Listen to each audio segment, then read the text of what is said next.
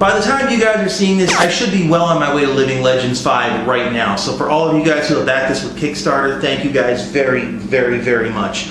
I'm really been looking forward to filming this, and I'm looking forward to making the movie. So I figured, hey, you know, let's do a war story, talk about the old Living Legends stuff, sort of a celebration kind of thing. But unfortunately, Living Legends 2, which was the last event that I was at, not very memorable for war stories, simply because I was in such back pain. I was really having a hard time taking the field at all. And Living Legends 1 had a couple of moments, but none of them were really like that big battle epic.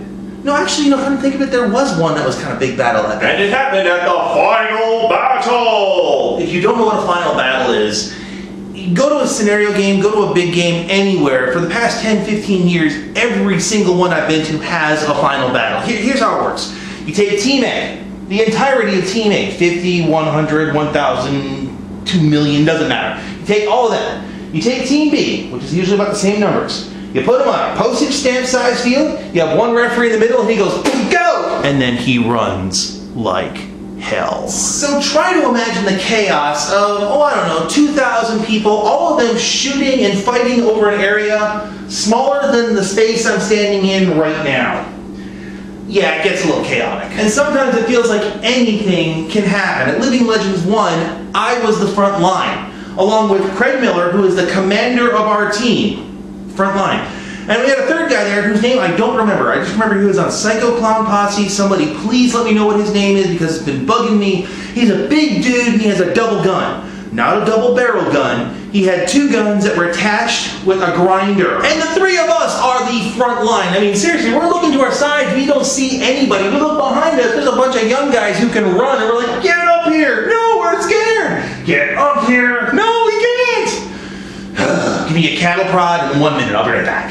Yeah, we didn't hold that. We would have had much better luck if we would have stood at the ocean and then yelled at the tide to make it go back. Some final battles really do it well, and some final battles suck. On the sucky end was something like Millennium Mission 2000, and when I played that, here's how they worked the final battle. Team A, Team B, and then a third team. I have no idea how they chose this third team, but whichever team was flying the flag in the middle of the field at the end of the game, they would be put in the drawing to win the fabulous gun prizes, the big money gun prizes. And I can hear a bunch of people saying, oh, that sounds pretty cool. Well, yeah, it sounds pretty cool, but here's what I want you to do real quick. I want you to take every tournament jerk, every stereotypical wiping, cheating bastard, and I want you to condense them into one person and then multiply that by 50. Yeah, that's what it was like playing this game. Now, far be it from me to insinuate that anybody's cheating on a paintball field. I'll just outright say it. Most of these guys are outright cheating on a paintball field. See, the moment you put prizes on the line, that's when things... Different ranks. Some final battles really do it well. When EMR hosted Shatner Ball, they did their final battle on their, now it's called Tipman Town, I think. But the Tipman Town is on this ridge, so if you can get on the other side of the ridge, you can actually lay down on the rocks. And I remember having my foot propped on a tree, and I'm just laying there, and I'm just plinking, having a grand old time. And some final battles are kind of, meh. One that I went to, they said, okay, there's going to be no reinsertions for the last half hour of the game. Yeah, somebody should have told the other team that because they rushed us pretty hard, figuring that the numbers could get us, but we mowed them down, and we spent 20 minutes just sitting back there going,